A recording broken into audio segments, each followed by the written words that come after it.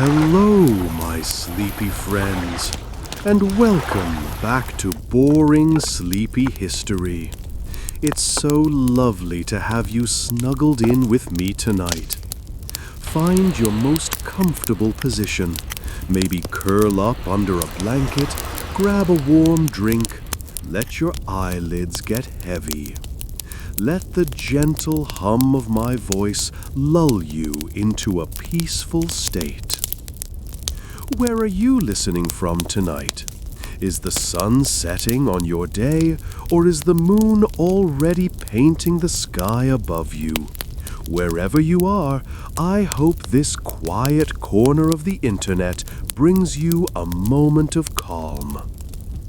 Don't forget to like and subscribe if you enjoy these sleepy tales so you don't miss out on future episodes. Hit that notification bell too if you'd like a little nudge when a new video drops. Now, close your eyes and imagine. The year is 874.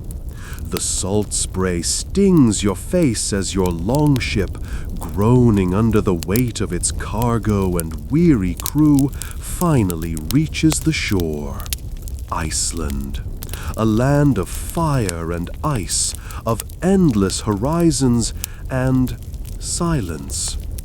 The vast emptiness presses in on you as you step onto the black volcanic sand. The only sounds the cry of gulls and the rhythmic thud of your own heart. Your chieftain has promised land, a new beginning, but before you can claim it, you must build.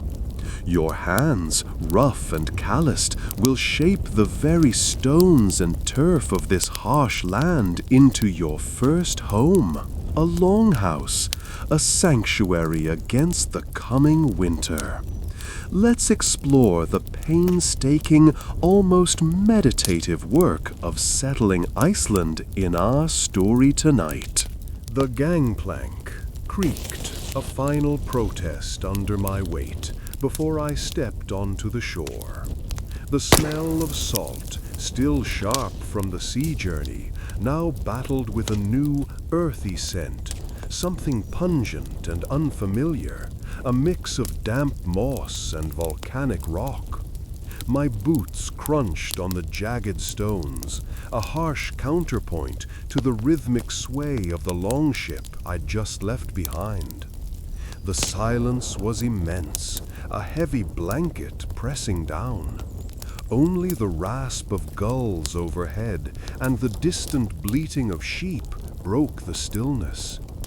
We moved as a unit, a slow, purposeful procession towards the tree line that snaked along the distant hillside. The chieftain, his face etched with the lines of many harsh winters, led the way. We were a small band, perhaps 20 souls in all, each carrying the weight of our hopes and fears on our shoulders. It felt strangely intimate, this small group of strangers united by a common purpose. A shared burden eased the individual fear. The forest wasn't a forest in the way I remembered, dense and verdant. This was more a collection of stunted, wind-battered trees clinging to the rocky slopes as if fighting for survival. The trees themselves were strange, dark and twisted, their wood gnarled and knotted from centuries of battling the harsh Icelandic winds. The air grew colder as we ascended, a sharp bite cutting through the thin layers of wool we wore. Finding suitable timber was a matter of careful selection. We needed strong, straight trunks for the longhouses' frame, rejecting anything brittle or weak. Each log was a small victory, painstakingly cut and dragged, our breath clouding in the frigid air with each exertion. The work was backbreaking, the volcanic soil uneven and unforgiving underfoot. We cut with axes honed to razor sharpness, the metallic ring echoing in the stillness. I could feel the burn in my muscles, the aches a familiar comfort. My fellow settlers worked with a quiet intensity, the only sounds the rhythmic thud of axes and the occasional grunt of effort. There was a strange camaraderie in the shared labor, a silent understanding that bound us together. Though many spoke little, a sense of unity and shared responsibility filled the silence. We weren't simply building a longhouse, we were forging a community, brick by bitter brick, timber by painstakingly felled timber. As the sun dipped towards the horizon, casting long shadows across the barren landscape, we hauled the final log towards the chosen site. It was a massive trunk, its bark scarred and rough, but sound and sturdy, a perfect centerpiece for our future home. A sense of accomplishment settled over me, a warmth that fought against the persistent chill in the air. We were tired, aching, our hands raw and blistered, but we had made progress. The first real step towards building a life in this stark, unforgiving, but undeniably beautiful land.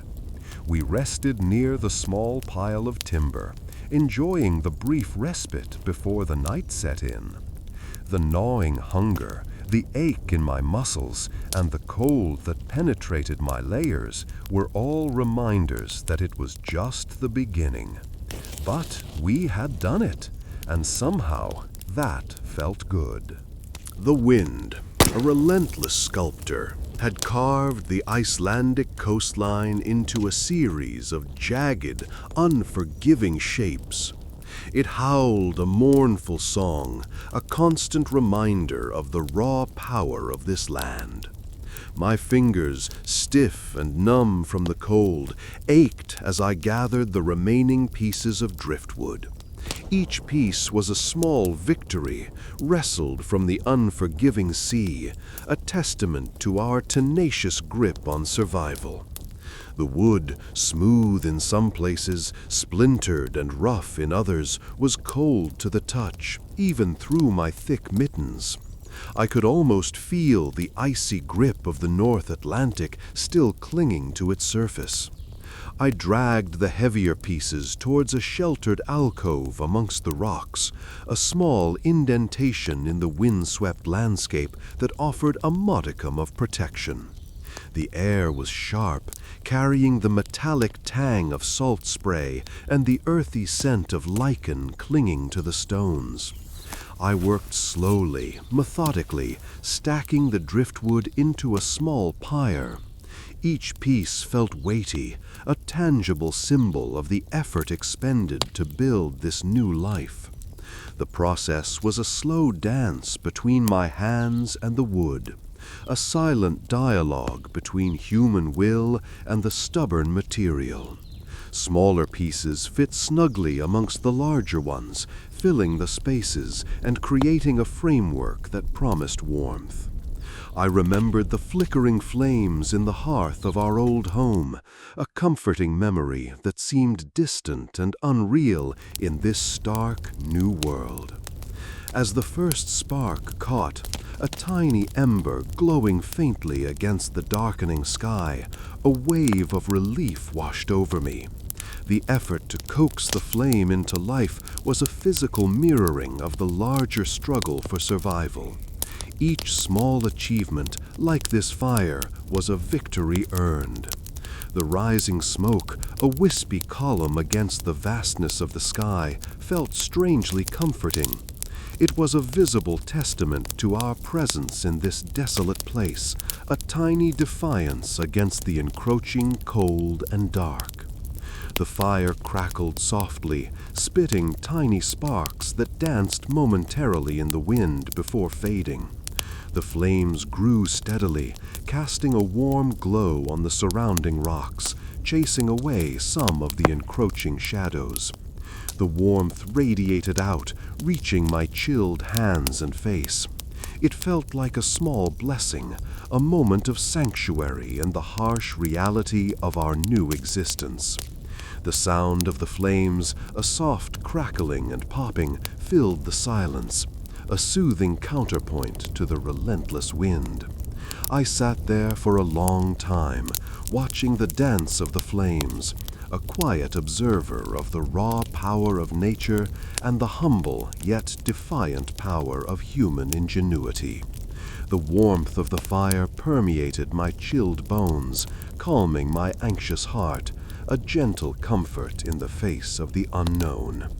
A sense of peace settled over me, a fragile truce with the elements, a silent promise of resilience. The darkness was still all around, but it no longer felt so menacing, so oppressive. The fire, a small flickering flame, was a beacon, a promise of warmth and hope. The wind, a relentless sculptor, had carved the Icelandic coastline into a series of jagged, unforgiving shapes. It howled a mournful song, a constant reminder of the raw power of this land. My fingers, stiff and numb from the cold, ached as I gathered the remaining pieces of driftwood. Each piece was a small victory, wrestled from the unforgiving sea, a testament to our tenacious grip on survival.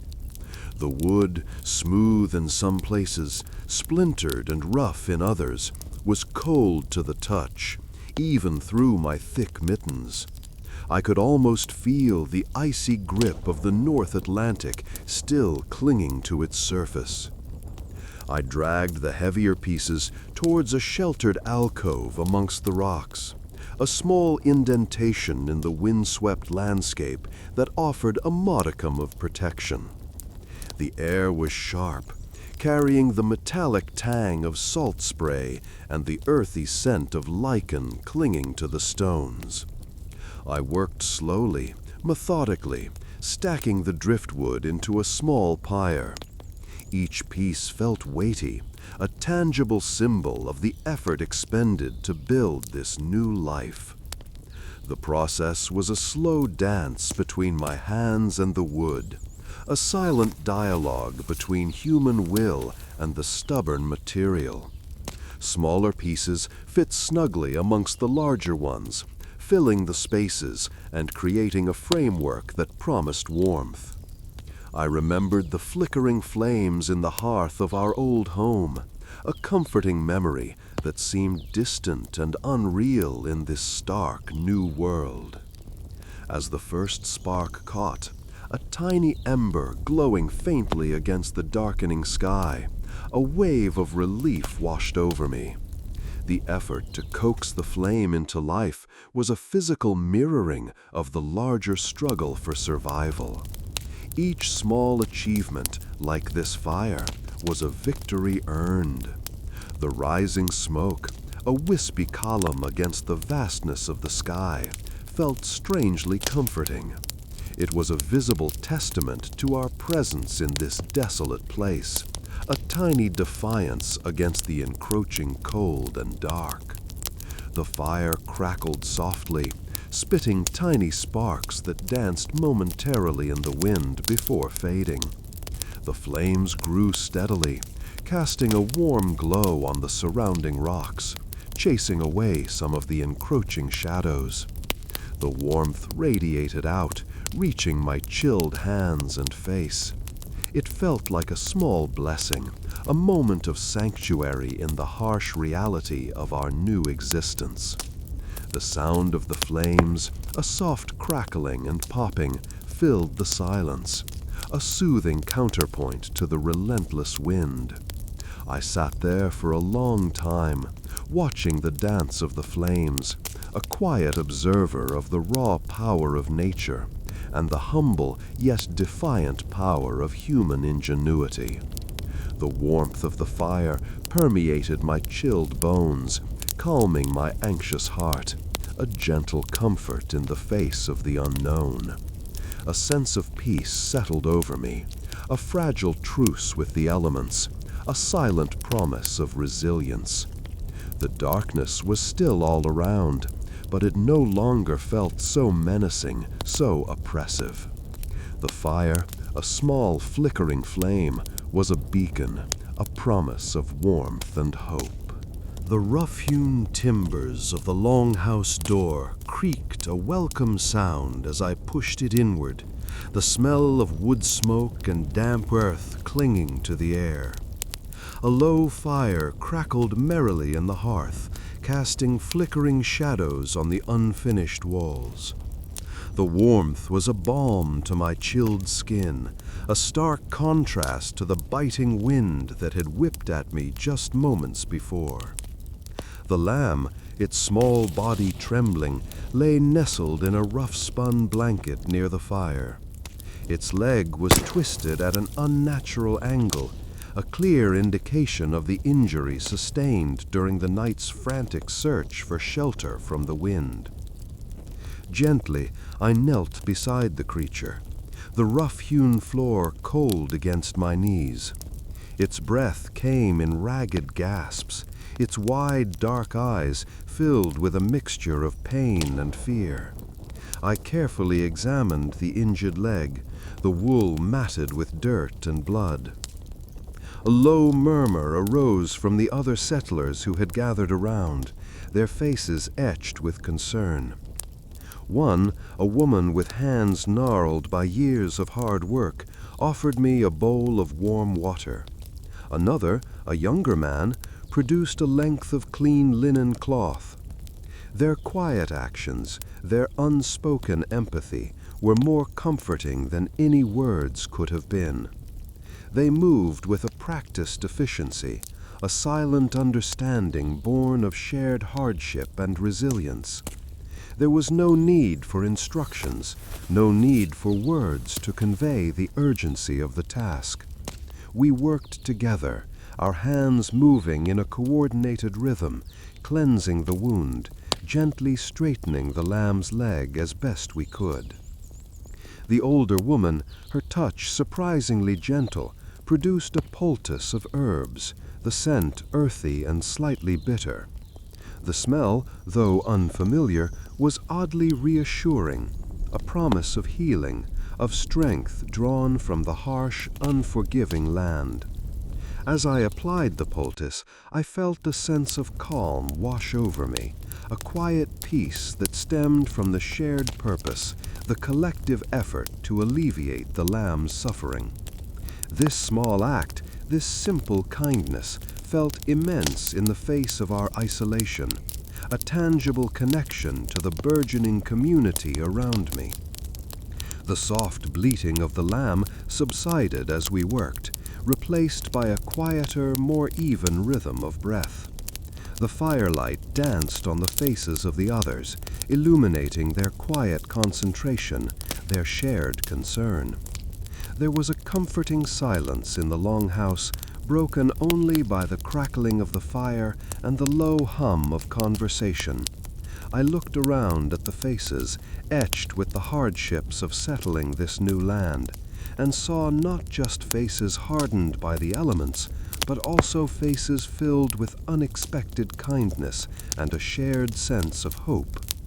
The lamb, now seemingly more at ease, nudged my hand with its head. A shared warmth filled the space, not just from the hearth, but from the collective effort, the unspoken understanding, the quiet strength that bound us together. For the first time since landing on this stark and beautiful shore, a feeling of genuine belonging began to settle in my heart. The weight of isolation, the crushing loneliness of the vast landscape, seemed to lessen, replaced by a fragile, hopeful feeling of community. The first rays of the weak sun, barely peeking over the horizon, painted the snow-covered landscape in shades of pale gray and rose. I awoke not to the familiar howl of the wind, but to a different kind of sound, a low hum of activity, a purposeful bustle that vibrated through the longhouse's wooden frame. The air, thick with the smells of wood smoke and something else, A sharper, more animalistic scent filled my nostrils. Curiosity pricked at my sleep-heavy eyes. Peeking through a crack in the woven curtain that served as my sleeping area, I saw the longhouse alive with movement. Men and women were rising, their faces etched with a mixture of purpose and quiet excitement. The rhythmic thud of axe heads against wood echoed from the main area, a counterpoint to the cheerful chatter and the clanging of metal against metal as hunting gear was prepared. The atmosphere was one of shared anticipation, a welcome distraction from the gnawing anxieties of the approaching winter.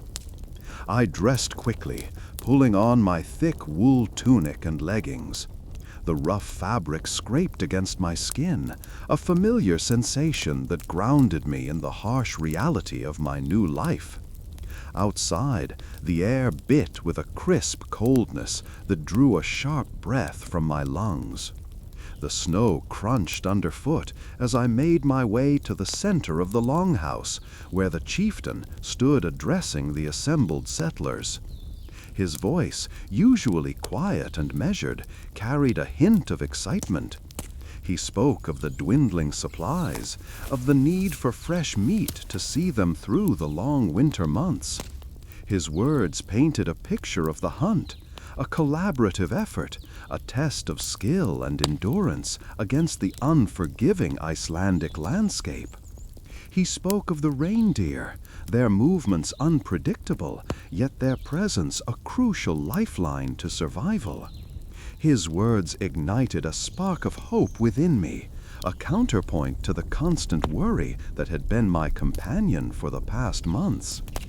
The air crackled with anticipation. There was a shared understanding, a silent agreement of trust and reliance among the settlers. We were a small community, knit together by necessity and forged in the crucible of shared hardship. Soon we would be venturing into the wild, relying on each other's strength and skills, our lives intertwined like the threads of the woven curtains that separated our sleeping quarters. I saw the captain carefully checking the heads of his hunting spears, while another settler sharpened a knife with meticulous care. The air vibrated with a blend of anxious energy and hopeful anticipation. I joined the group, accepting a sharpened hunting knife from a fellow settler. Its cool, smooth surface sent a strange shiver down my spine, a mixture of fear and excitement. We prepared to venture out into the cold and into the unknown. As we moved toward the longhouse exit, ready to face the daunting expanse of the Icelandic wilderness, I inhaled the crisp, clean air deeply. The cold stung my lungs, but felt somehow invigorating. The anticipation was a thrilling kind of fear, a feeling of both helplessness and power, of being small against a vast landscape, yet part of something larger, more significant than myself. The cold and the hunt and the hope of sustenance were all converging into a moment of shared purpose, a unity against the unforgiving landscape and the coming winter. The first rays of the weak sun, barely peeking over the horizon, painted the snow-covered landscape in shades of pale gray and rose. I awoke not to the familiar howl of the wind, but to a different kind of sound, a low hum of activity, a purposeful bustle that vibrated through the longhouse's wooden frame. The air, thick with the smells of wood smoke and something else, a sharper, more animalistic scent, filled my nostrils. Curiosity pricked at my sleep-heavy eyes. Peeking through a crack in the woven curtain that served as my sleeping area, I saw the longhouse alive with movement. Men and women were rising, their faces etched with a mixture of purpose and quiet excitement. The rhythmic thud of axe heads against wood echoed from the main area, a counterpoint to the cheerful chatter and the clanging of metal against metal as hunting gear was prepared. The atmosphere was one of shared anticipation, a welcome distraction from the gnawing anxieties of the approaching winter. I dressed quickly, pulling on my thick wool tunic and leggings. The rough fabric scraped against my skin, a familiar sensation that grounded me in the harsh reality of my new life. Outside, the air bit with a crisp coldness that drew a sharp breath from my lungs. The snow crunched underfoot as I made my way to the center of the longhouse, where the chieftain stood addressing the assembled settlers. His voice, usually quiet and measured, carried a hint of excitement. He spoke of the dwindling supplies, of the need for fresh meat to see them through the long winter months. His words painted a picture of the hunt, a collaborative effort, a test of skill and endurance against the unforgiving Icelandic landscape. He spoke of the reindeer, their movements unpredictable, yet their presence a crucial lifeline to survival. His words ignited a spark of hope within me, a counterpoint to the constant worry that had been my companion for the past months. The air crackled with anticipation. There was a shared understanding, a silent agreement of trust and reliance among the settlers. We were a small community, knit together by necessity and forged in the crucible of shared hardship. Soon, we would be venturing into the wild, relying on each other's strength and skills, our lives intertwined like the threads of the woven curtains that separated our sleeping quarters. I saw the captain carefully checking the heads of his hunting spears, while another settler sharpened a knife with meticulous care. The air vibrated with a blend of anxious energy and hopeful anticipation. I joined the group, accepting a sharpened hunting knife from a fellow settler. Its cool, smooth surface sent a strange shiver down my spine, a mixture of fear and excitement. We prepared to venture out into the cold and into the unknown. As we moved toward the longhouse exit, ready to face the daunting expanse of the Icelandic wilderness, I inhaled the crisp, clean air deeply. The cold stung my lungs, but felt somehow invigorating. The anticipation was a thrilling kind of fear, a feeling of both helplessness and power, of being small against a vast landscape, yet part of something larger, more significant than myself. The cold and the hunt and the hope of sustenance were all converging into a moment of shared purpose, a unity against the unforgiving landscape and the coming winter. The air hung thick with the smell of wood smoke and something else, something metallic and sharp that pricked at the back of my throat. Drawn by the rhythmic clang of metal on stone, a sound oddly comforting in its predictability, I approached the blacksmith's forge. It was nestled against the cliff face, a small, rough-hewn structure partially dug into the earth, offering some meager protection from the evening chill that was already beginning to nip at my exposed skin. The heat radiating from the forge was a stark contrast to the biting wind that had been our constant companion for weeks. My face felt the immediate warmth, a welcome reprieve. I could feel the hairs on my arms standing on end as the heat played across my skin. Inside, the blacksmith, a powerfully built man with arms like knotted oak branches, worked with a focused intensity that bordered on hypnotic. Sparks showered the air like miniature stars, dancing in the growing darkness. The rhythmic hammering continued, steady and deliberate, each strike precise and purposeful. He wasn't alone. A younger man, likely an apprentice, stood nearby, assisting with the bellows, his breath misting in the cold air that seeped in from the open doorway. The air inside was thick with the smell of hot metal, a pungent aroma that mingled strangely with the sweetness of the peat smoke that clung to everything. The flickering firelight danced in the blacksmith's eyes, reflecting the orange glow of the coals. His brow was furrowed in concentration, his movements fluid and practiced. I watched him shape a length of iron, the glowing metal twisting and yielding under his powerful hands. It was a simple tool, a sickle, I realized, as he began to curve the blade. But the skill required to create something so functional from such raw material was deeply impressive. Each swing of the hammer was a testament to years of practice, the result a thing of both strength and grace. The apprentice, watching his master with an almost reverent expression, moved with a speed and efficiency that belied his youthful appearance. The bellows hissed and groaned, a steady accompaniment to the rhythmic clang of the hammer against the anvil. Despite the work, a quiet contentment seemed to permeate the small space. There was something profoundly reassuring in the creation, in the tangible evidence of skill and purpose in this harsh land. The blacksmith paused, wiping his brow with the back of his calloused hand. He looked up, catching my gaze, and gave me a brief, almost shy nod before returning to his work. The silence that followed was not awkward, but filled with the unspoken understanding of shared toil and the quiet satisfaction of a job well done.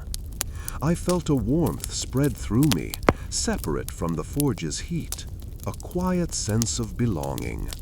Here, in this small forge, amid the sparks and the clang, there was a sense of hope, a feeling that, even in this isolated corner of the world, we were building a life, a future.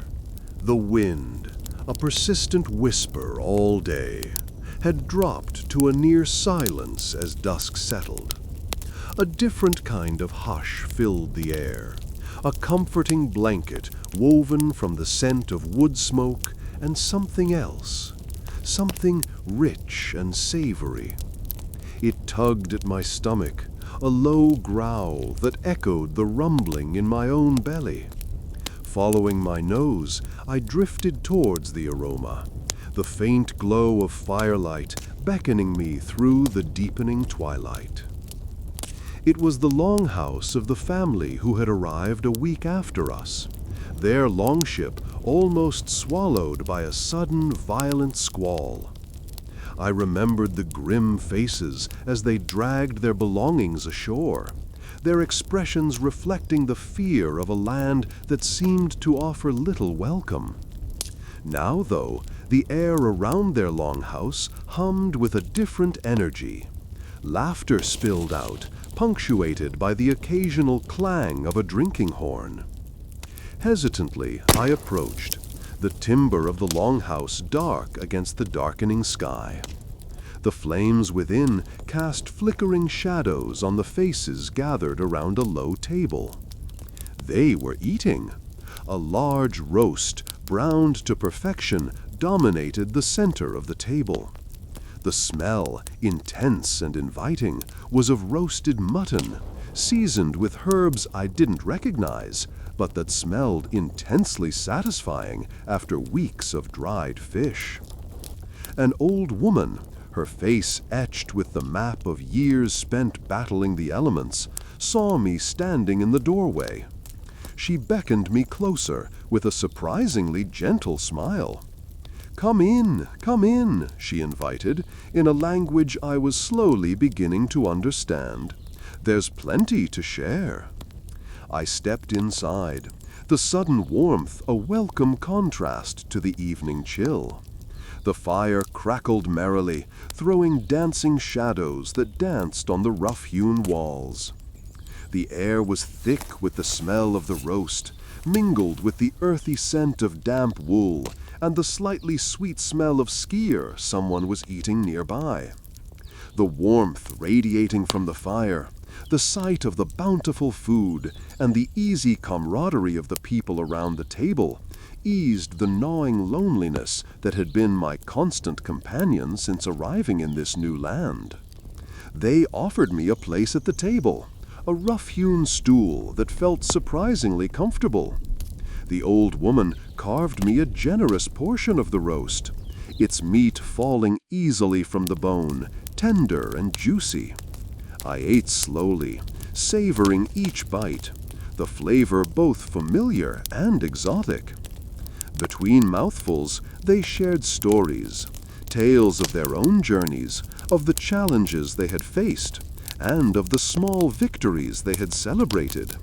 I listened, sharing my own experiences, my words clumsy and hesitant at first, then slowly gaining confidence as the warmth of the fire and the comfort of their company eased my apprehension.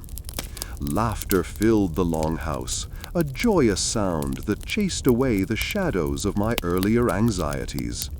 It was simple, heartfelt laughter, born from the shared experience of survival, of forging a new life in a land both beautiful and unforgiving. As I laughed along with them, I felt a shift within me, a loosening of the tension that had gripped me since our arrival. This wasn't just survival.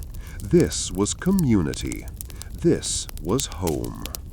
The meal ended with the sweetness of skyr and stories of the old gods and the legends of their people, whispered low and hushed in the darkness, blending the familiar and the strange into a tapestry of belonging. I felt the warmth spreading from the fire to my bones, a warmth that wasn't just physical, but also touched the deep places within my heart.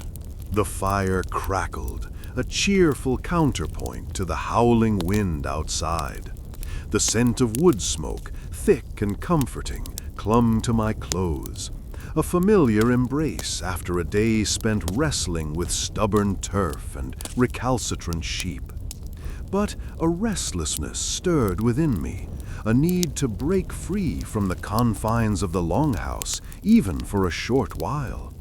The midnight sun, a pale disk hanging low on the horizon, cast a ghostly light across the snow-covered landscape, beckoning me outside.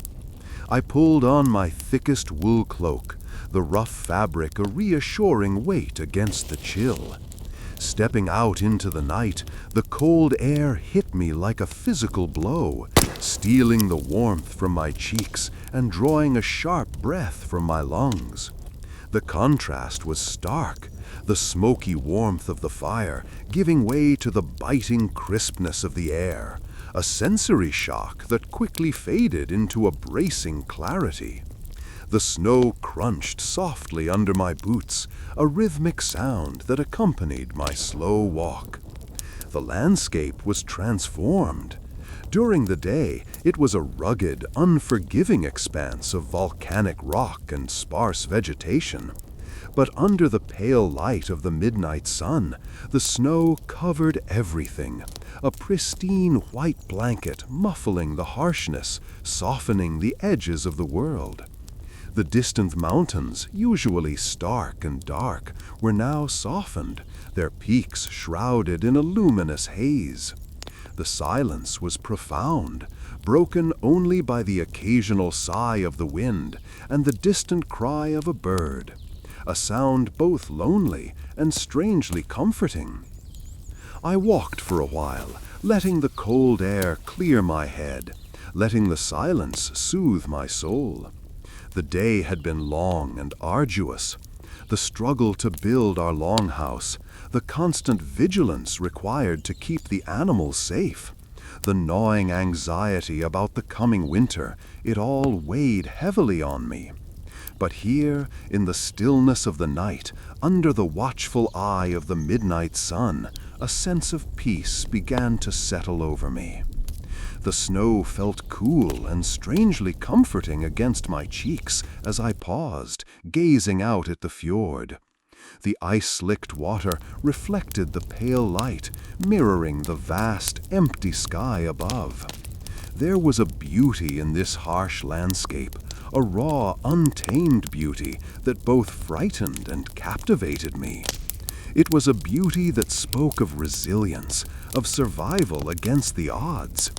And in that moment, I saw a reflection of myself in the landscape, a quiet strength, a determined will to endure. I thought of home, of the familiar faces, the comforting routines of a life left behind. The longing was still there, a persistent ache in my heart. But alongside it, a new feeling was taking root, a sense of belonging, a growing acceptance of this new, unforgiving land. This was my home now, or at least it would be if we survived the winter. It wasn't the home I had imagined, but it was home nonetheless. Turning back towards the longhouse, its warm glow beckoning me back from the silent expanse, I felt a renewed sense of purpose. The warmth of the fire, the companionship of my fellow settlers, the shared struggle, these were the things that would see us through the coming months. The uncertainty remained, the challenges loomed, but I walked with a lighter heart. The chill of the night now a mere reminder of the strength I had discovered within myself in the quiet solitude of the Icelandic night. The wind howled a mournful song outside, rattling the timber frame of our longhouse, a constant reminder of the winter's icy grip. But inside, a different kind of warmth thrived. The air, thick with the scent of wood smoke and something subtly sweet, the fermented milk of Skyer, held a comforting familiarity. My hands, rough and chapped from the day's work, moved with a practiced rhythm as I helped prepare the evening meal. The old woman, her face etched with the wisdom of countless winters, hummed a low, wordless tune as she carefully cleaned the dried fish, its scent sharp and pungent filling the small space. It wasn't a lavish feast, far from it. Each piece of fish, carefully rationed, was a testament to our struggle against the relentless cold. Yet there was a quiet dignity in the simplicity of it all. The Skyer, smooth and slightly tart, was a welcome counterpoint to the fish's saltiness. I could feel the warmth radiating from the hearth, a comforting embrace against the chill that seeped through the thick turf walls. The fire crackled and popped, casting dancing shadows on the rough-hewn timber beams. Its light illuminated the faces of my fellow settlers, etched with a mixture of weariness and quiet contentment. One of the younger men, his eyes bright despite the exhaustion, spoke of a dream he'd had, a vivid memory of lush green fields far away, a stark contrast to the stark, snow-covered landscape surrounding us.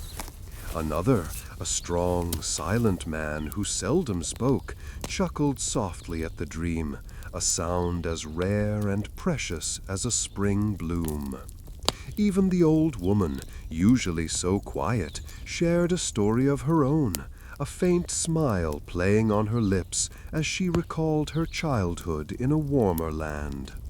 The shared stories, the simple act of preparing and eating a meal together, created a sense of community that transcended the harshness of our circumstances.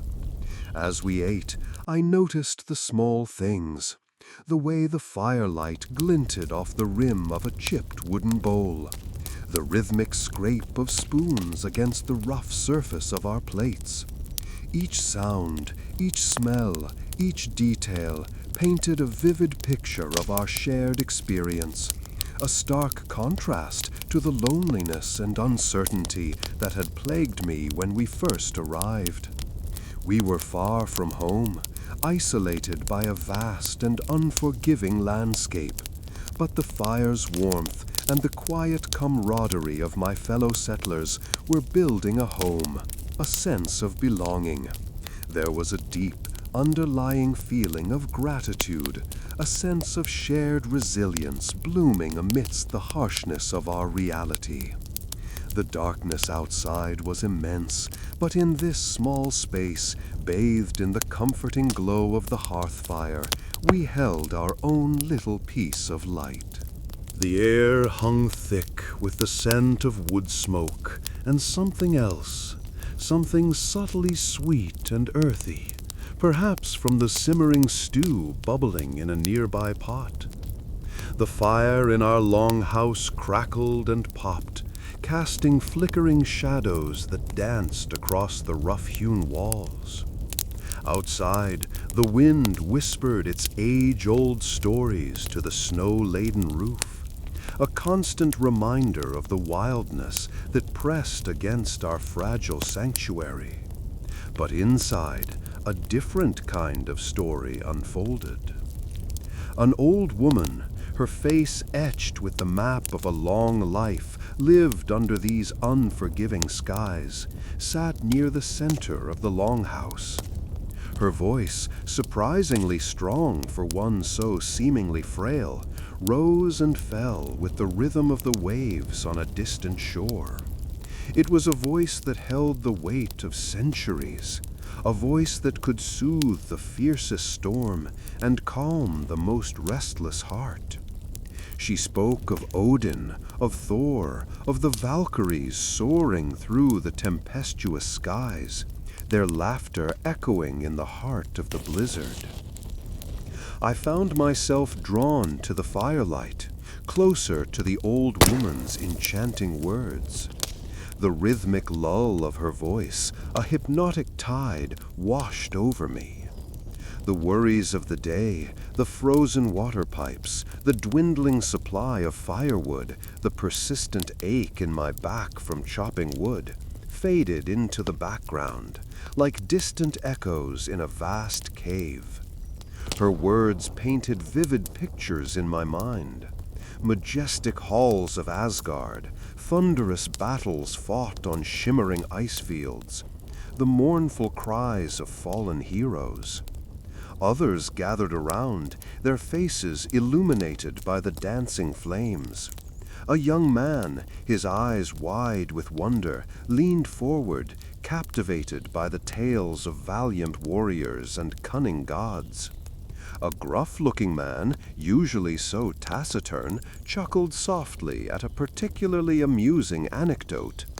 Even the children, usually restless bundles of energy, sat still, their attention completely absorbed by the old woman's captivating narrative. The flickering firelight danced across their faces, highlighting the shared wonder and awe in their expressions. It was a moment of pure, unadulterated community. The harshness of our existence, the relentless struggle for survival, was momentarily forgotten. In its place was the shared comfort of story, of myth, of a connection to something larger than ourselves. It was a moment of belonging, of acceptance, of a quiet peace that settled over us like the first snowfall of winter.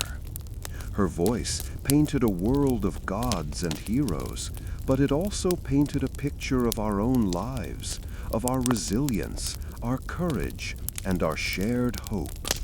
The old woman's voice, the fire's warmth, and the closeness of my fellow settlers woven together a tapestry of comfort and unity that felt as comforting as a warm woolen cloak. The stories weren't just tales of the past. They were a promise of the future, a testament to the enduring human spirit. The night deepened, the flames sinking lower in the hearth, but the stories continued, their power undiminished. The old woman's voice, like a gentle lullaby, carried us further into the heart of the old Norse sagas. The rhythmic crackling of the fire had long since subsided to a gentle sigh, a low whisper against the growing silence of the longhouse.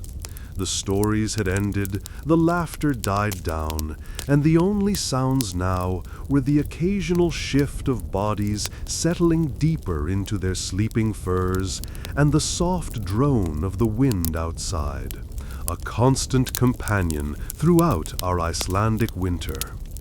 A comfortable warmth had permeated the air earlier, chasing away the chill that clung to the very stones of our longhouse.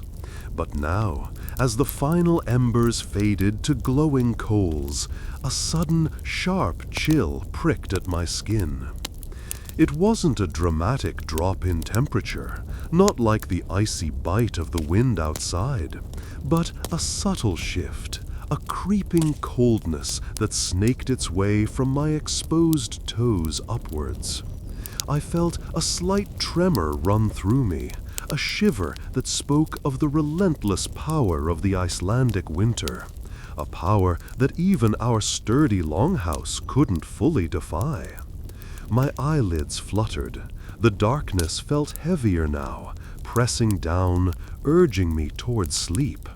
But the chill persisted, a persistent reminder of our vulnerability.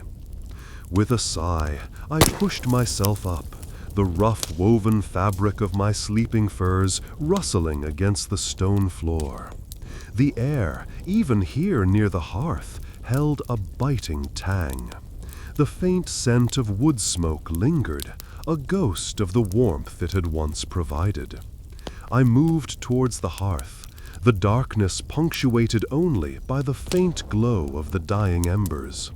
The stones were cold under my bare feet, a stark contrast to the warmth I craved. I reached for the pile of dried driftwood stacked neatly beside the hearth. Each piece felt heavy in my hands, rough-hewn and scarred by the relentless sea, a testament to our efforts to secure this precious fuel. The wood was dry, thankfully, giving off a faint, sweet scent as I broke it apart. The small task of feeding the fire was a familiar one, a ritual almost, yet each time it felt like a fight against the encroaching darkness, both literal and metaphorical. With careful hands, I added the larger pieces first, building a small, sturdy base for the flames to take hold. Then smaller pieces, carefully arranged to allow for good airflow. The process was slow, methodical, each piece placed with a quiet deliberation. As I worked, the memories of the day played through my mind. The shared laughter, the anxieties of the winter, the quiet strength of our small community. As the first spark caught, a tiny flicker of orange in the deepening gloom, I felt a surge of relief. The small flame grew, feeding on the dry wood, spreading its warmth outwards. It was a small victory against the oppressive darkness and the biting cold. I watched, mesmerized, as the flames danced, their light chasing away the shadows, both around me and within my weary soul. The warmth began to spread, slowly but surely, reaching my cold fingers and thawing the chill that had settled in my bones. The snap and crackle of the burning wood filled the silence, a reassuring symphony against the howling wind outside. With the fire burning brightly once more, a sense of quiet satisfaction settled over me. It was a small thing, a simple act, but it felt significant, a symbolic victory against the endless winter, a tiny but vital step towards survival.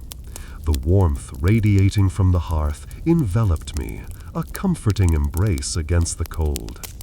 It was a simple thing, yet it reminded me of the resilience of the human spirit, the ability to find hope and strength even in the face of seemingly insurmountable odds. The air hung heavy with the scent of wood smoke and damp wool, a familiar perfume of the longhouse. Outside, the wind howled a mournful song, a constant reminder of winter's relentless grip. Inside, however, a different kind of quiet reigned. The hushed breathing of sleeping bodies, the occasional crackle of the fire, the soft murmur of dreams. I was nestled in my usual corner, the rough-spun wool of my blanket a comforting weight against my shoulders. The firelight cast long, dancing shadows across the walls, painting the rough-hewn timbers in shifting shades of orange and brown. My eyelids felt heavy, sleep tugging at me, but a strange sound pierced the stillness. A soft whimper, almost imperceptible, reached my ears. It came from the far side of the longhouse, near where the younger children slept, huddled together for warmth. Hesitantly, I rose, the floorboards groaning slightly beneath my weight. The firelight followed me, casting my long shadow before me as I moved through the slumbering forms. The air grew colder as I moved away from the hearth, the chill seeping into my bones. I could see the faint outline of the small forms nestled beneath their furs. The whimper came again, slightly louder this time. I knelt, my joints protesting the sudden movement, and peered into the darkness. A small child, no older than 5, lay curled in a ball, his face buried in a worn sheepskin. His brow was furrowed, and his small body trembled slightly. His breathing was shallow, punctuated by the occasional heart-breaking sob. My heart ached at the sight of his distress. The child's face looked utterly vulnerable in the low light. My own memories of childhood fear flooded back, creating a deep sense of empathy for his distress. Carefully, I reached out, my hand hovering over his small shoulder before gently settling upon it. He didn't flinch, didn't even stir. I spoke softly, my voice a low murmur meant to soothe rather than startle. "Little one," I whispered, "are you all right?" He stirred slightly at the sound of my voice, his head lifting a fraction of an inch. His eyes, wide and dark, met mine. There were tears streaking his cheeks, leaving muddy trails through the grime on his skin. I felt a wave of sympathy wash over me. I moved quietly to the large earthenware pot hanging near the fire, where the skyr, a thick yogurt-like dairy, had been left to cool. Carefully, I ladled a small portion into a wooden bowl, making sure it was neither too hot nor too cold. Returning to the child, I offered him the bowl. He took it with small, trembling hands, his gaze still fixed on mine. He drank slowly, his eyes closing briefly as the warmth of the skyr settled within him. Slowly, the tremors subsided, his small breaths evening out. I continued to sit beside him, my hand remaining on his shoulder, offering silent comfort and reassurance. The weight of the winter night seemed to lift slightly as the tension left his small body. Soon, soft, even breaths replaced his earlier sobs.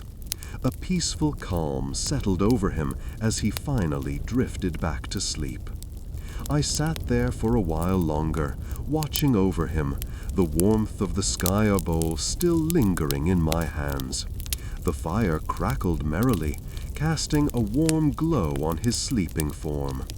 A sense of quiet contentment settled over me. The howling wind outside seemed to fade, the longhouse enveloped in a profound sense of peace. The fire crackled contentedly, a low hum against the silence of the longhouse. The air, thick with the smell of wood smoke and drying fish, held a comforting warmth. I stretched, the muscles in my back protesting the long hours spent hunched over various tasks. The rhythmic breathing of those around me, A low, steady chorus lulled me into a state of comfortable drowsiness. But something, a subtle shift in the air, a faint creak perhaps, nudged me awake.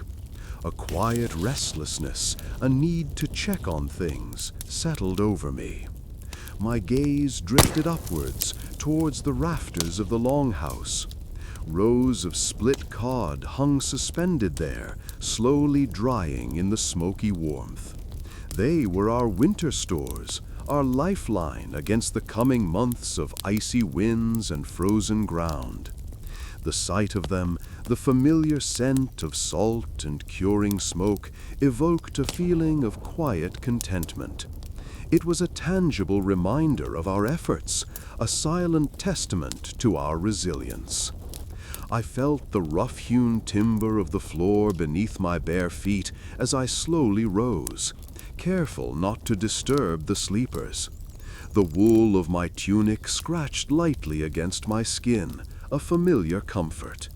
The air, closer to the rafters, was noticeably cooler, a thin layer of chill clinging to the wood. I reached up, gently touching one of the drying fish. It felt firm, almost brittle, a good sign. The curing process was progressing well. A faint scratching sound, almost imperceptible, caught my ear.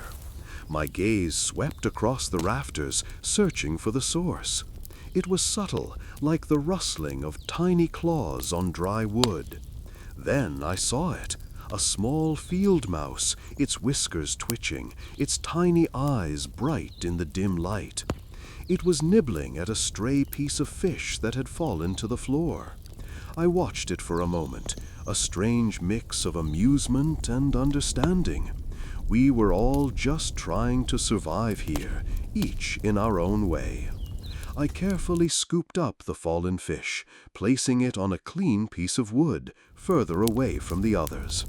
The little mouse scurried back into its hiding place, disappearing amongst the shadows. There was a certain peace in the observation, a quiet understanding of our shared existence in this harsh but beautiful land. I continued my inspection, running a hand along the hanging fish, checking for any signs of rot or spoilage. All seemed to be in order. The rhythmic crackling of the fire provided a steady counterpoint to the sounds of the night. The occasional creak of the longhouse settling, the gentle sigh of the wind against the turf walls. The air, filled with the subtle, comforting sense of wood smoke, drying fish, and damp earth, enveloped me in a sense of deep-seated peace. I paused, listening to the sounds of the night, feeling the weight of the day's effort and the gentle warmth of the fire on my face. Even here, under these conditions, there was a certain beauty and tranquility. This longhouse, built with sweat and shared struggle, had become our sanctuary, a place of comfort and resilience against the elements. The success of this fishing and the peace of the night filled me with a quiet pride. There was work yet to be done, but for now, rest seemed a well-deserved reward. The rhythmic breathing of my fellow settlers filled the longhouse, a comforting counterpoint to the howl of the wind outside. The fire, a cheerful orange heart in the center of our communal space, cast dancing shadows on the rough-hewn walls. The smell of drying fish and wood smoke hung heavy in the air, a familiar scent that now felt almost comforting in its predictability. I was halfway through meticulously mending a tear in my wool tunic, the repetitive motion soothing my mind. The long winter nights were filled with such tasks, a quiet rhythm that punctuated the slow, measured passage of time. Then a sound, a soft scratching, almost hesitant, at the longhouse door. It cut through the familiar sounds of the night, sharp and unexpected. My heart skipped a beat. It wasn't the familiar scrape of wind against the wooden frame. This was different, more deliberate. A prickle of unease ran down my spine. Slowly, I rose, the rough wool of my tunic scratching against my skin. The others remained asleep, their breaths coming in steady, even rhythms. I approached the door cautiously, my hand resting on the sturdy wooden handle. Outside, the wind howled like a banshee, a mournful cry that echoed the unease in my own heart. I peered through a crack in the timber, my breath misting in the cold night air. The storm was brewing, a swirling mass of snow and darkness. And there, silhouetted against the swirling snow, was a figure, a lone traveler huddled against the biting wind. Their clothes were tattered, their shoulders slumped with exhaustion. They were clutching a worn leather bag and shivering violently. A wave of empathy washed over me. The isolation of this land, the unforgiving nature of the elements were things I understood intimately. I knew the desperate feeling of being caught in a blizzard, the bone-chilling cold that seeped into your very bones. This traveler, whoever they were, was in need. I hesitated only for a moment. The warmth of the fire, the safety of the longhouse beckoned. But I couldn't ignore the silent plea in their posture, the way they pressed themselves against the door for a meager bit of shelter from the wind. Quickly, I unbarred the door, the sound barely audible above the storm's roar. The cold air rushed in, a frigid wave that made me shiver. The traveler stumbled inside, their eyes wide with surprise and relief. They looked up at me, their face etched with exhaustion, and spoke a single word, barely a breath. Shelter. I nodded, a silent offering of warmth and safety, and gestured towards the fire. The traveler, still shivering, moved toward the hearth, the flickering light illuminating their worn face. I offered them a bowl of warm scar, the creamy mixture a small offering against the vastness of the storm raging outside. The warmth of the longhouse, the shared silence of a storm outside, and the unspoken understanding of shared hardship filled the moment, a brief, quiet counterpoint to the roaring tempest. The wind howled like a banshee outside, rattling the sturdy timbers of the longhouse. Rain lashed against the walls, a relentless drumming that threatened to drown out all other sounds. Yet inside, a different kind of storm brewed, a storm of words, of stories, of faraway lands. The traveler, his face etched with the lines of hardship and adventure, sat hunched by the fire, his voice a low rumble against the tempest outside. He spoke of sun-drenched shores far across the sea, of lands where the trees grew taller than any I'd ever seen, and where the rivers flowed like liquid silver. His words painted vivid pictures in my mind, transporting me to places I could only dream of. He spoke of bustling cities, of markets overflowing with exotic goods, of towering temples dedicated to gods I didn't know. He spoke of the kindness of strangers, of the generosity of some, and the harsh indifference of others. He recounted his journey with a quiet intensity, his voice dropping to a whisper at times, rising to a near shout at others, mirroring the fluctuating intensity of the storm itself. He spoke of treacherous shores, of storms that threatened to swallow his small ship whole, of days spent battling waves that seemed to reach for the heavens. I could feel the spray on my face, the salt in the air, even though I sat comfortably warm by the fire. He described scorching deserts where the sun beat down with merciless intensity, where the only sound was the whisper of the wind across the sand. I felt the heat on my skin, the dryness in my throat. He spoke of lush forests teeming with life, the air thick with the scent of unfamiliar plants and flowers. I could almost smell the damp earth and the sweet perfume of blossoms. He didn't speak of kings or battles, not directly. His stories were about the everyday struggles of a traveler, the search for food and water, the kindness of unexpected encounters, the constant gnawing anxiety of the unknown. He spoke of navigating by the stars, of relying on instinct and intuition, of the profound loneliness of being far from home.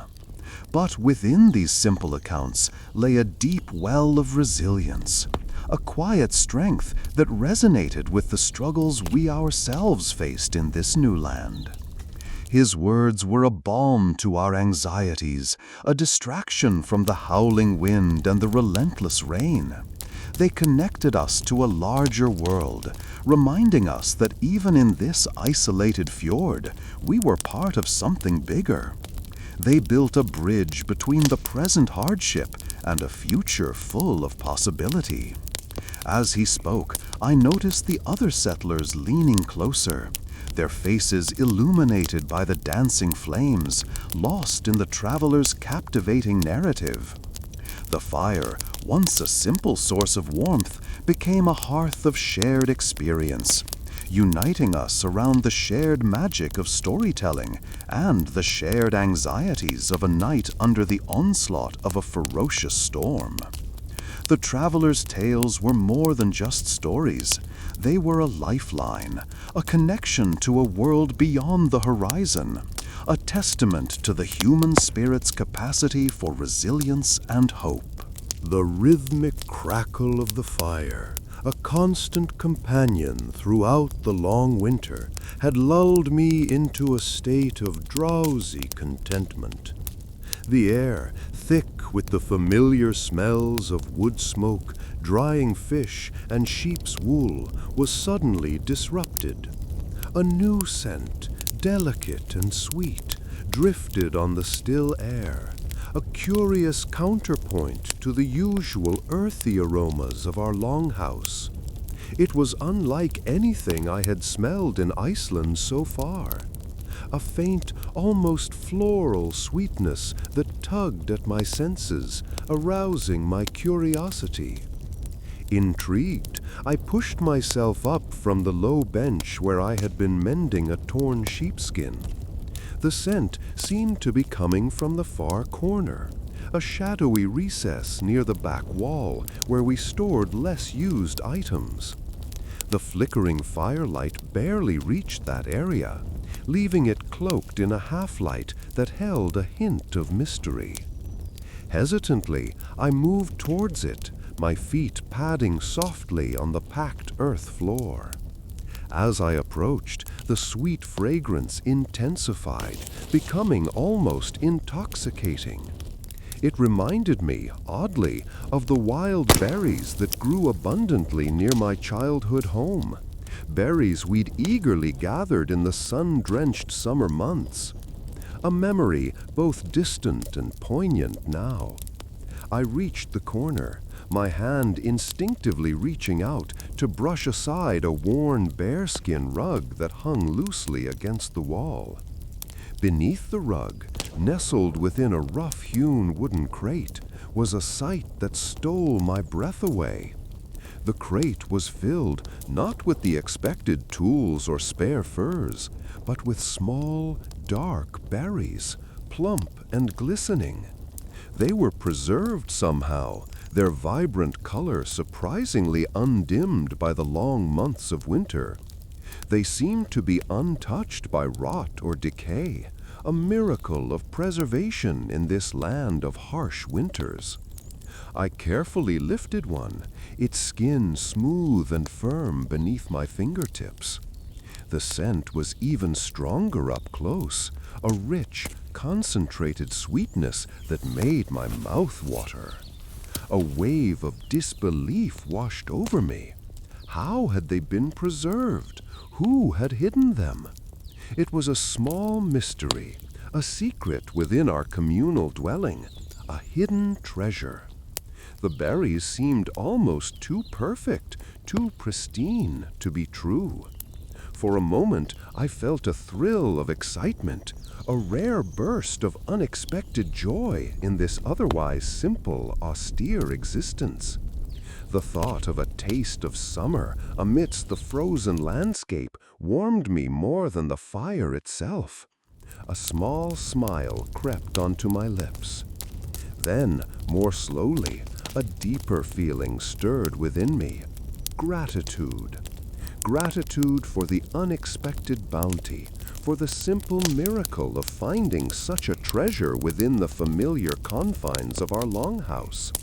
It was a reminder that even in the harshest of environments, life, in all its unexpected forms, still found a way to surprise and to bring moments of unexpected joy. I gently closed the crate, feeling a surge of contentment. The warmth of the fire, the aroma of the berries, and the comforting silence of the sleeping longhouse enveloped me in a sense of peace. I had found something precious, not just for sustenance, but for its ability to awaken a sense of wonder. The rhythmic crackle of the fire was the only sound for a long time.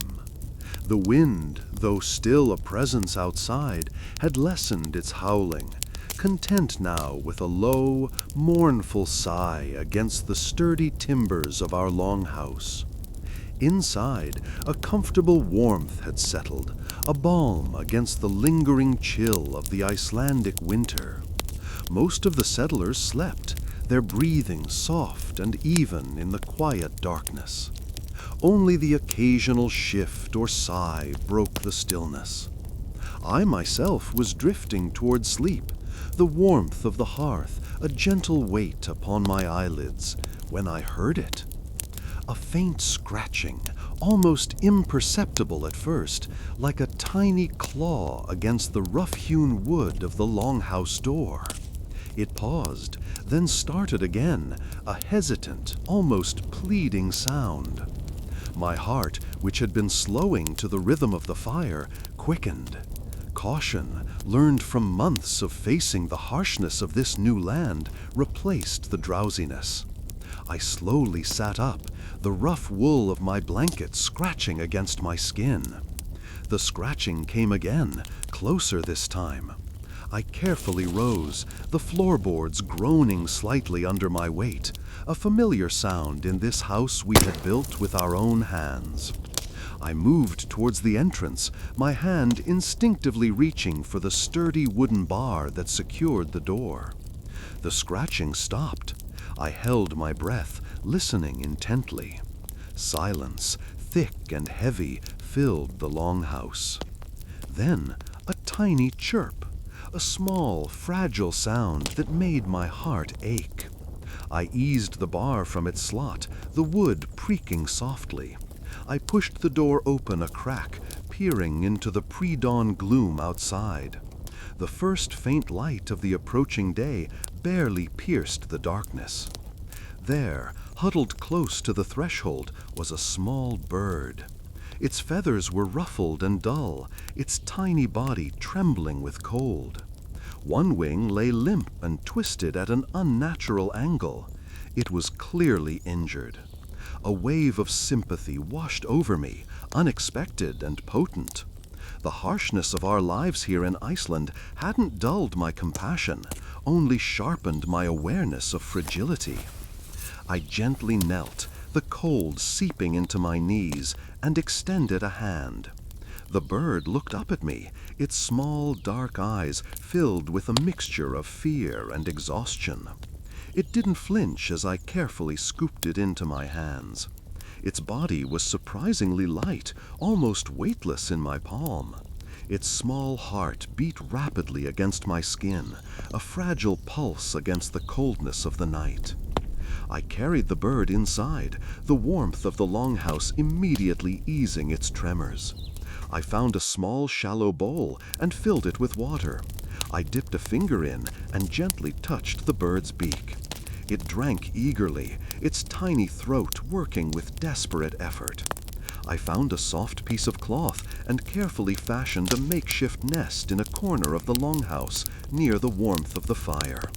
I gently placed the injured bird within the soft nest, its small body settling into the fabric. Watching it, I felt a quiet sense of peace settle over me. The compassion, the simple act of care for this tiny creature was a small light against the vast darkness of the Icelandic winter. The faint chirping of the bird, a tiny, insistent sound against the backdrop of the longhouse's quiet hum, tugged at my attention. It was a different sound than before, less the whimper of injury, more hopeful. A flicker of movement outside caught the corner of my eye. Cautiously, I rose from the low bench where I'd been mending a tear in my wool tunic, my heart thudding a soft rhythm against my ribs. The wind, still biting but less fierce than in the heart of winter, carried the scent of thawing earth, a subtle shift in the air that my senses, sharpened by months of close observation, immediately registered. I crept to the wall, my hand brushing against the rough-hewn timber, the familiar texture grounding me. A narrow crack, barely wider than my thumb, offered a glimpse to the outside. I pressed my eye to it, careful not to make a sound. What I saw stole my breath. A patch of snow, nestled against the longhouse wall, showed a dark, damp patch where the sun's weak rays were already beginning their work of melting. The earth beneath it was a deep, rich brown, almost black in places, a stark contrast to the blinding white that had dominated the landscape for so long. And there, pushing stubbornly through the softening soil, was a tiny, vibrant green shoot. A single, perfect blade of grass, impossibly frail, yet powerfully insistent in its defiance of the lingering cold. It was a sight that transcended the simple observation of nature's renewal. It was a promise, a whispered assurance that the long, hard winter was finally relinquishing its grip. A wave of relief washed over me, so profound it almost brought tears to my eyes. The weight of the months, the constant struggle for survival, seemed to lighten, if only for a moment. The anxiety that had clung to me like a shadow began to recede, replaced by a tentative, fragile hope. I pulled back from the crack. The image of that small green shoot burned into my mind. The bird's chirping continued, now joined by the soft murmur of a small stream, its flow newly released from the icy grip of winter. The sounds were subtle, almost imperceptible, but to my ears they were a symphony of rebirth. The scent of thawing earth mingled with the smoke of the hearth fire, creating a unique fragrance, one of resilience and promise. Even the rough texture of the longhouse's walls seemed softer, less imposing under the weight of now-found hope. I sat back down, the warmth of the fire a comforting embrace. My hands, calloused and rough from months of labor, felt surprisingly light. I continued my mending, but my thoughts were far away, adrift on the currents of a nascent spring, carried on the wings of that tiny, determined bird and the fragile strength of that single green shoot. The future remained uncertain, yes, but in that moment, under the soft glow of the hearth fire, I felt a sense of peace settle over me. A quiet confidence born of the indomitable spirit of the land and its resilience, a spirit I now felt mirrored within myself. The endless gray sea still stretched beyond the walls of my home, but for the first time in months, I saw it not as an ominous threat, but as a witness to my slow, steady triumph over the harshest of winters. The rhythmic click of my needle against the coarse wool paused. A melody, familiar yet subtly different, drifted on the gentle breeze. It wasn't the usual work songs, the chants that accompanied the endless toil of winter. This was lighter, brighter, a melody brimming with a joy I hadn't felt in months. Curiosity tugged at me, stronger than the urge to finish patching the worn sheepskin. I laid down my needle and thread, the wool softening against my palm. The afternoon sun, a welcome change from the perpetual twilight of winter, warmed my face as I pushed open the longhouse door. The air, still carrying the scent of thawing earth and melting snow, was alive with sound. The melody grew clearer, revealing itself as a cheerful tune I vaguely remembered from my childhood, adapted and woven into a new, uplifting rhythm. I stepped on to the packed earth path, the softened ground yielding slightly beneath my worn boots. A small group of settlers were gathered near the edge of the fjord, their faces bathed in the golden light of the setting sun. There was a bonfire crackling merrily, sending sparks dancing skyward. The smoke, carrying the sweet scent of roasting meat, mingled with the fresh, clean air.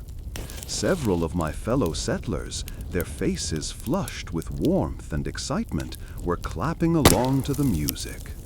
Others danced, their movements awkward yet joyful, a spontaneous expression of relief and exhilaration. The sight of them, their laughter, their unreserved joy, washed over me like a wave of warmth. It was as if a heavy blanket had been lifted, freeing a lightness in my chest that I hadn't realized I'd been missing.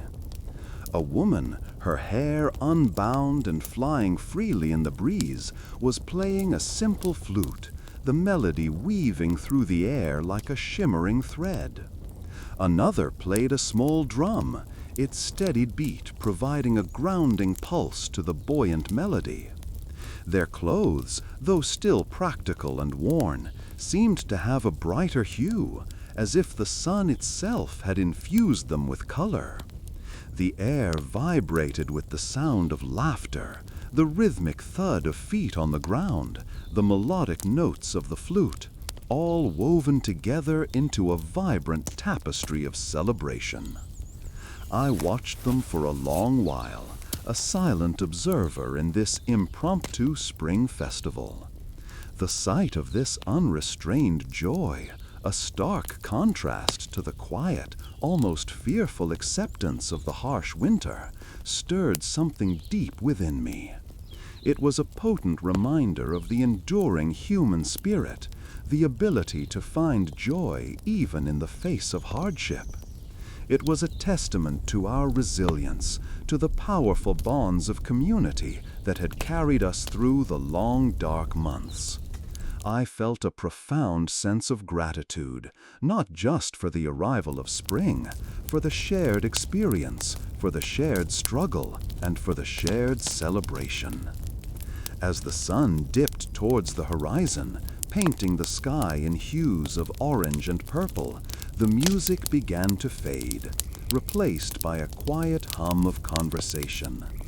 The warmth of the fire, the sounds of contented voices, the lingering scent of roasting meat, it all contributed to a profound sense of peace and belonging. I joined them, drawn in by the warmth and joy. I wasn't sure what I was going to say, but I had nothing but happy feelings. The last embers of the bonfire glowed like dying stars, casting long shadows across the thawing earth. The air, still carrying the faint scent of wood smoke and melting snow, held a gentle warmth that seeped into my bones. A quiet contentment settled over me, a deep sigh escaping my lips as I watched the last vestiges of the fire surrender to the encroaching darkness. The day had been a whirlwind of activity, the joyous spring celebration, the shared laughter and music, the simple yet profound feeling of renewal that permeated the air. It had been a day of letting go of the anxieties of winter and embracing the fragile hope of new beginnings. The memory of the first green shoots pushing through the earth, the melting snow revealing patches of vibrant moss, still lingered vividly in my mind. A gentle tug on my sleeve broke the spell of my quiet contemplation. I looked down, expecting to see one of the older settlers, perhaps seeking a final word before retiring for the night. Instead, I was met by the wide, innocent eyes of a young child, their face illuminated by the fading light of the setting sun. In their small hand, they held a gift, a hand-carved wooden bird, crudely shaped but undeniably beautiful. Its wings, slightly uneven, were poised as if ready for flight. The wood itself, smooth from constant handling, bore the faint scent of pine. The child, too small to speak more than a few words, simply offered the bird, their small hand trembling slightly. Their eyes held a depth of emotion far beyond their years, a quiet hope that mirrored my own. I took the bird gently, my fingers tracing the rough contours of the wood. It wasn't a perfect carving, but it was perfect in its simplicity, a testament to the child's imagination and the resilience of the human spirit in the face of hardship. It was a symbol of our shared survival, our shared hope for a bountiful spring and a prosperous summer. A wave of warmth washed over me, a feeling far deeper than the physical warmth of the fading fire. It was a warmth born of shared experience, of shared community, of the simple act of giving and receiving. This small, fragile carving represented far more than just a piece of wood. It symbolized the enduring spirit of our little settlement, the quiet strength that had allowed us to weather the harsh winter. It was a reminder that even in the bleakest of times, beauty could be found, hope could bloom, and the simplest of gestures could carry profound meaning. I knelt down, offering the child a small smile, my heart swelling with a gratitude that transcends words. I placed my hand on the child's head, feeling the softness of their hair, and whispered a wordless thanks, letting the child know, without the need of words, the depth of my appreciation. The child, pleased with my acceptance, smiled back, a genuine expression of joy mirrored in their eyes. For a few moments, we sat together in companionable silence, watching the last embers die, the stars emerging to claim the night sky. The child's small hand slipped into mine, a simple gesture that somehow felt more significant, more profound than any words could have expressed. The hope was real, and it was shared. The last embers of the bonfire glowed a dull red, casting long, dancing shadows across the packed earth floor of the longhouse. Feeling the chill of the evening air, a pleasant coolness after the warmth of the day's celebrations, I slowly rose. The small, hand-carved wooden bird, a gift from the child, felt warm in my hand. It was surprisingly light, the wood smooth under my fingers. With a gentle touch, I placed it on a narrow shelf above the hearth, amongst other small treasures. A smooth gray river stone, a perfectly formed seashell, a length of brightly colored wool salvaged from a tattered sheepskin. They were simple things, but each held a memory, a small piece of the story we were carving into the fabric of our lives here in this harsh, beautiful land. The air, though growing colder, held the faint, sweet scent of wood smoke, mingling with the earthy aroma of dried fish hanging from the rafters. It was a familiar smell now, a comfort in its familiarity. The rhythmic creak of the drying fish, swaying gently in the slight breeze that drifted through a gap in the longhouse wall, was another constant companion to the quiet hum of life within our walls. The rhythmic sound, a counterpoint to the silence, almost lulled me into a meditative state. I moved to the wooden table, its surface worn smooth from countless meals. The knife, honed sharp with careful use, felt cool and weighty in my hand as I began to prepare our supper. The dried fish, brittle with age, but still holding the promise of nourishment, snapped satisfyingly as I broke it into smaller pieces. The rhythmic chopping was a deliberate, calming action. Each strike of the knife was precise, methodical, a small act of control in a life that often felt beyond my grasp. The sound, sharp yet soft, was a soothing counterpoint to the quiet contentment of the longhouse. The skyr, thick and creamy, sat in a wooden bowl, its pale color a stark contrast to the deep brown of the fish. The simple meal was a celebration in itself, a testament to our resilience, our ability to adapt, to find sustenance in this unforgiving land. The taste of the skyr, tangy and slightly sweet, was a familiar comfort, grounding me in this moment, this place. It was simple, but it was ours. The crackling fire, now reduced to a bed of glowing coals, cast a warm, intimate glow upon the faces gathered around the table. Their quiet murmurs, a low hum of conversation and laughter, were a reassuring backdrop to my quiet work. The warmth of the longhouse felt like a physical embrace. It protected us from the cold, the wind, the vast emptiness beyond our walls. It was more than just shelter. It was a sanctuary, a testament to our shared struggle and shared triumph. Tonight, the silence held a different weight. There was a quiet contentment that settled deep within me, a sense of belonging that had been absent in the early days, lost in the struggle for survival. Now, looking around the longhouse, at the faces of my fellow settlers, I saw not just hardship, but resilience, hope, and a deep-rooted sense of community. The harshness of the land hadn't broken us. It had forged something stronger, something more enduring. And as I placed the final pieces of dried fish onto the table, a feeling of peace settled over me, as profound and vast as the Icelandic landscape itself. A sudden gust of wind, fierce and unexpected, calm, deliberate, pacing, low pitch, warm tone, hint of a smile, wise.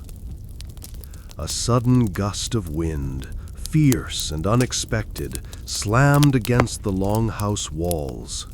The sound was sharp, a sudden, brutal intrusion into the quiet rhythm of the evening. For a moment I froze, my heart skipping a beat. Then a wave of darkness washed over me. The fire, our lifeblood, sputtered and died, leaving only the faintest ember glow in the hearth. The air, suddenly cold, seemed to prick my skin. Panic, a sharp, icy stab, pierced the calm. Darkness in a longhouse in the Icelandic winter was not a trivial inconvenience, it was a threat.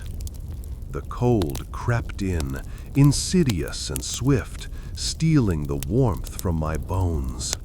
My breath hitched, a small, desperate sound in the sudden silence. But even in that fleeting moment of fear, something else stirred within me. A familiar resilience, a deep-seated instinct for survival. My hands moved before my mind could fully process the situation. I reached for the kindling, a small pile of carefully gathered birch bark and dry twigs placed strategically near the hearth. My fingers, numb with the sudden chill, fumbled for a moment before finding their grip. The rough texture of the bark felt oddly reassuring under my fingertips. I could almost smell the sweet, resinous scent even in the darkness. With a shaky hand, I gently coaxed the last ember, a tiny spark of defiance against the encroaching cold. I blew on it gently, feeling the warmth on my face as it caught, growing stronger with each small breath. Slowly, painstakingly, I added more kindling, tiny twigs first, then gradually larger pieces. The crackle of the reviving fire, small at first, then growing steadily louder, was a balm to my frayed nerves. As the flames leaped higher, casting flickering shadows on the longhouse walls, a wave of relief washed over me, so profound it almost brought tears to my eyes. The warm glow chased away the cold, both literally and metaphorically. I watched the fire build, the orange and yellow flames dancing in the hearth, mesmerized by their power, their life-giving energy. The rhythmic crackle of the burning wood was strangely soothing, a comforting counterpoint to the recent panic. The darkness retreated, replaced by the dancing light and the reassuring warmth. I felt my breathing slow, my heart rate returned to normal. The quiet hum of the longhouse, once punctuated by the howling wind, now felt peaceful, safe. The smell of wood smoke, acrid yet comforting, filled the air, a tangible symbol of my renewed security. The quiet hum of life in the longhouse returned, a familiar lullaby in the aftermath of the brief storm. I felt an overwhelming sense of gratitude, not just for the restored warmth, but for the simple act of survival itself. Hearing a soft cough from a nearby bedroll, a low, rattling sound that cut through the otherwise peaceful quiet of the longhouse, I cautiously approached. The air, thick with the smell of wood smoke and drying fish, held a new, sharper scent, a faint sweetness tinged with something acrid.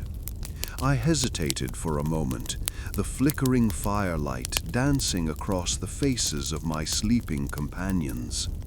Each breath I took felt heavy, the air seeming thicker than usual. I knelt beside the bedroll, the rough-spun wool scratching gently against my fingers as I eased it open. Inside, nestled amongst furs and sheepskin, lay a fellow settler. Their face, usually etched with the quiet stoicism of a life spent battling the harsh elements, was pale and drawn. Their breathing was shallow, ragged.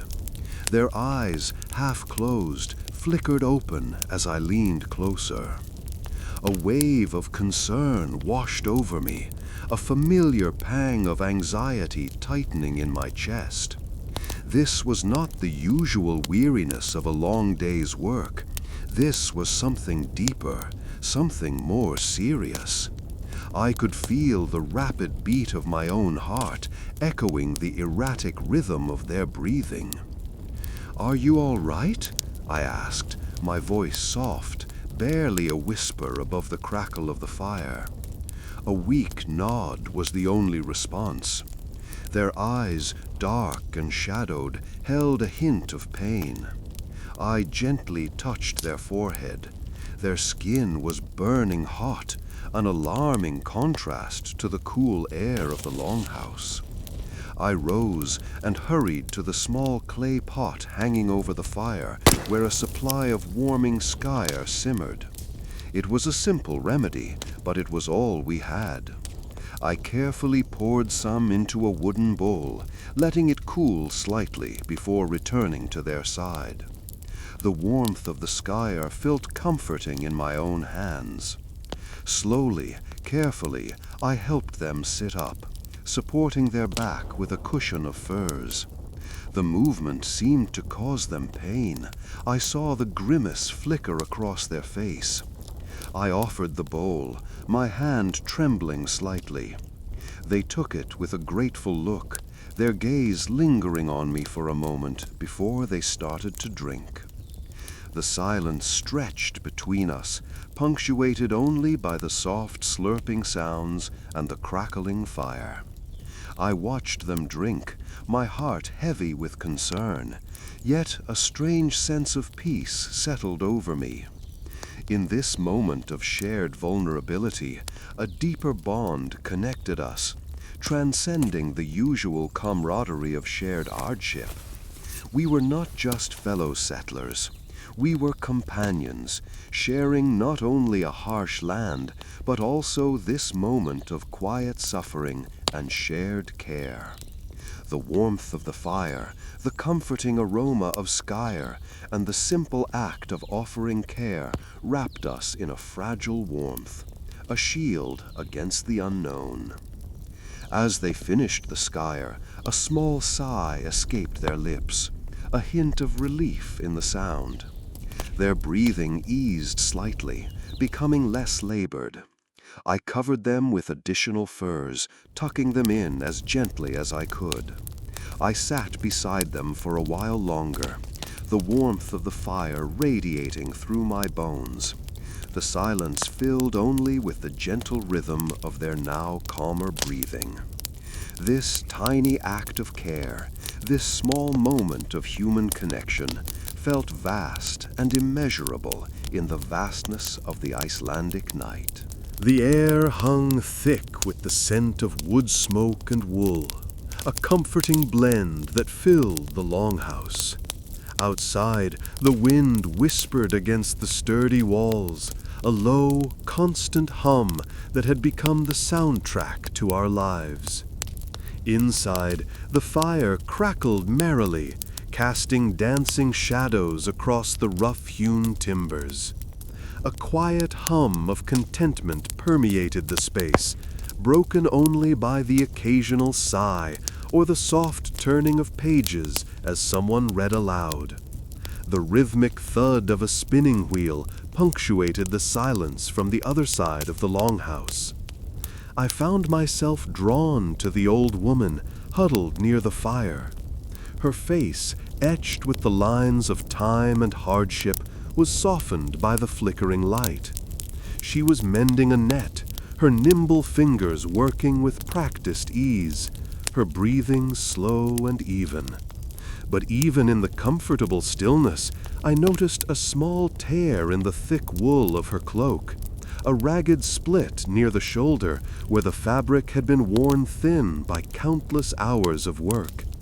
The sight stirred something within me, a quiet energy, a need to contribute, to ease the burden, however small, of another's weariness. Without a word, I quietly approached her, taking a low stool and settling beside her. I gently picked up the cloak, its rough texture familiar under my fingertips. The wool held the faint scent of sheep and smoke, a comforting olfactory memory of our shared efforts and our shared hardships. The fabric itself felt stiff in places, softened in others, a testament to both hard wear and moments of gentle repair. The tear itself seemed to represent all that they had weathered together: the unrelenting winds, the harsh sun, the freezing winters. The old woman looked up, her eyes mirroring the warmth of the firelight, and gave a slight nod, a silent invitation for me to begin. I carefully threaded a needle with strong, dark thread, the last of the fine thread we still possessed, and began to mend the tear. My fingers moved almost automatically, the rhythmic in and out of the needle a comforting counterpoint to the crackling fire and the old woman's soft, regular breathing. The movement soothed my own nerves as well, a quiet act of creation in the face of the vast, sometimes unforgiving landscape. With each stitch, a small piece of the cloak's original strength returned, a tiny act of repair mirroring the larger healing taking place within our small community. I thought about the hands that had originally woven this cloak, hands as worn as the old woman's, hands that had toiled tirelessly to keep us warm through the long, icy months. The stitchwork was not perfect. It was a simple, functional repair, but it was a repair nonetheless, given with care and a quiet understanding of shared hardship. As I worked, I noticed small details that I'd overlooked before. The way the old woman's fingers, gnarled and strong, moved over her net, the faint scent of dried herbs in her hair, a tiny silver earring that peeked from beneath a strand of gray hair. These were small things, easily missed, but they spoke of a resilience far greater than the tear in her cloak. These moments of connection between the slow stitches and the warmth of the fire felt sacred, a silent acknowledgement of our shared humanity. The work was slow, deliberate, and felt like a prayer of sorts, a quiet act of hope woven into the fabric of our lives in this new land. As the last stitch was finished, the old woman placed a hand on mine and gave me a tired but grateful smile. The mended area held more than the simple repair. It held the warmth of quiet companionship, a sense of shared labor, and the enduring power of human kindness in a harsh, untamed land. The warmth from the hearth reflected in her kind eyes as she turned to her net, continuing her evening's work. The rhythmic crackling of the fire was the only sound for a long time. The air, thick with the smell of wood smoke and drying fish, hung heavy and warm around me. Outside, the wind whispered secrets to the longhouse walls, a low, constant murmur that seemed to lull most of the settlers into a deep, restorative sleep. I myself was drifting towards the edge of slumber, the day's work finally easing from my tired bones. The warmth of the hearth radiated through me, a comforting weight against the chill that still clung to the edges of the longhouse. Then, a faint sound. A small, almost imperceptible whimper, barely audible above the crackling fire and the whispering wind. It came from the far side of the longhouse, near where the children slept, huddled together for warmth. My eyes, still heavy with sleep, struggled to adjust to the dim light, but I could make out the small shapes nestled under thick woolen blankets. I shifted carefully, the rough wool of my own cloak scratching against my skin. The movement stirred a slight discomfort, but concern for the child quickly overshadowed it. Slowly, silently, I rose, feeling the familiar ache in my back as I straightened. The air grew colder as I moved away from the hearth's warmth, a sharp contrast to the comforting heat I was leaving behind. My footsteps were soft on the packed earth floor, the sound barely disturbing the stillness of the longhouse. I approached the sleeping children, my heart softening at the sight of their peaceful faces. Most were soundly asleep, their breaths soft and even. But one, a small girl, stirred slightly, her brow furrowed, a tear tracing a path down her cheek. I knelt beside her, the cold seeping into my knees. Her whimper came again, a tiny, heartbroken sound. I reached out a hand, my touch tentative, and gently brushed a stray strand of hair from her face. Her skin was warm beneath my fingers, but she trembled slightly. "Little one," I whispered, my voice barely above a breath, "what troubles you?" She mumbled something indistinct, her words lost in sleep. I continued to gently stroke her hair, feeling a deep well of empathy rising within me. Remembering the small bowl of skyr I had set aside earlier, I carefully reached for it, the cool ceramic smooth against my palm. I brought the bowl closer, the slightly tart, sweet aroma a familiar comfort. I lifted a spoonful of the skyr, allowing it to warm slightly, before gently bringing it to her lips. She stirred again, her eyes fluttering open, wide and hazy with sleep. She looked at me, her gaze unfocused at first, then gradually gaining clarity. A small smile touched her lips as she took the spoonful, the warmth of the skyr apparently soothing. Slowly, I fed her small spoonfuls of the skyr, pausing to wipe away the stray tears that still streamed down her cheeks. I listened as she murmured a quiet explanation about a bad dream filled with shadows and roaring sounds. I kept offering her reassurances, my words simple and soothing. As she ate, her body relaxed, the tremors subsided. The skyr, once cold, now felt warm in my hands and on her small cheeks. The small sound of her quiet breathing filled the space, a welcome substitute for the previous whimpers. My own heart eased, the quiet contentment of the longhouse now a tangible warmth enveloping me once again. Soon her whimpers subsided completely, replaced by the steady rhythm of her breathing, and she fell back into a quiet sleep. The rhythmic scraping, a faint, almost imperceptible sound at first, grew steadily louder. It wasn't the familiar howl of the wind, nor the creak of the longhouse settling in the cold. This was different, a gentler, more persistent sound. Curiosity, a small ember against the vast chill of winter, flickered within me.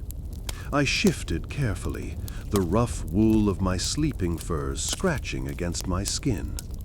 The fire crackled softly, its warmth a comforting presence against the encroaching cold that still clung to the air, even within the longhouse. Slowly, almost reluctantly, I rose. The air, thick with the smell of wood smoke and dried fish, was noticeably colder near the wall. I moved cautiously, my bare feet sinking softly into the packed earth floor towards the source of the sound. The others slept soundly, their breathing a gentle rhythm in the quiet of the night. Reaching the wall, I pressed my ear against the thick turf and wood. The scraping was definitely coming from outside, a delicate, almost musical scratching. My fingers, stiff with cold, fumbled with the small crack I'd deliberately left in the wall for ventilation, a tiny window to the outside world. Peering through the narrow gap, my breath fogging the cold air, I cautiously scanned the immediate surroundings. The landscape was stark, its usual gray hues softened by a fine layer of fresh snow. The moon, a pale disk in the pre-dawn sky, cast long, ethereal shadows across the snow-covered ground. But something was different. A patch of snow, surprisingly free of its usual pristine white, showed signs of melting. The dark earth beneath glimmered faintly in the dim light. And then I saw it. A tiny green shoot, a vibrant splash of emerald against the muted tones of the winter landscape, pushed its way tentatively through the thawing earth.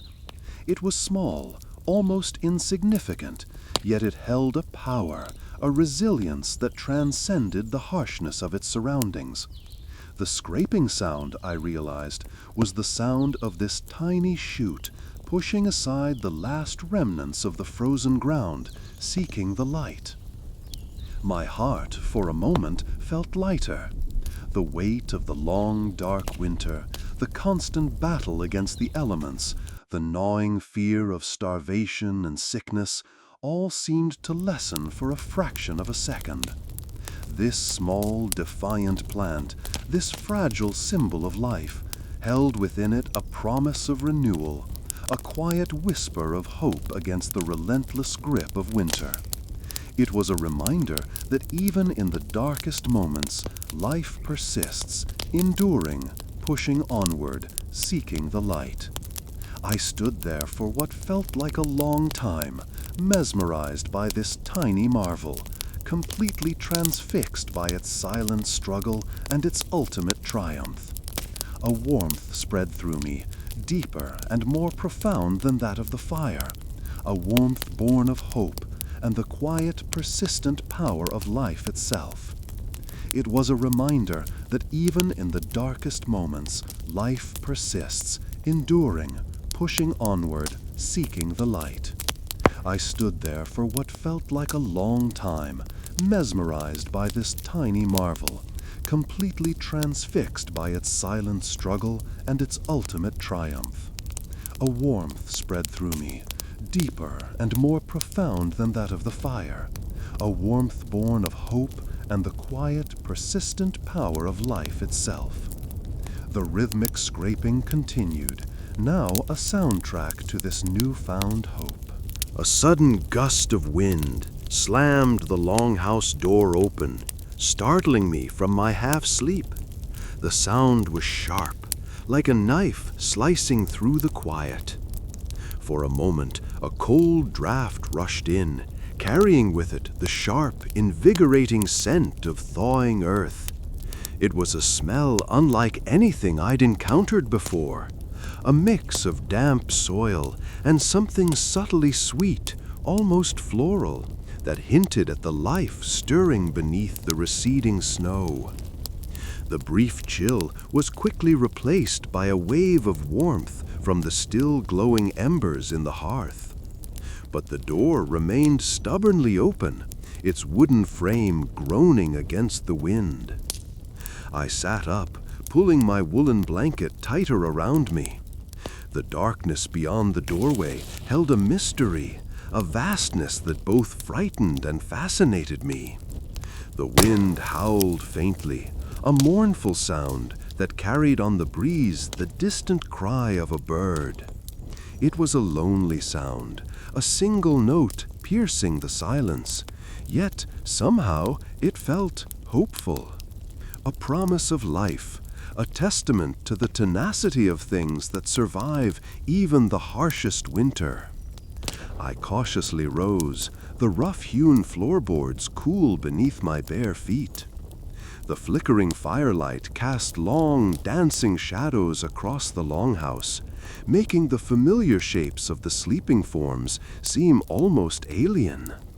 The air hung heavy with the smell of wood smoke and something else, a subtle, earthy perfume that reminded me of the new shoots pushing their way through the melting snow I had glimpsed earlier in the day.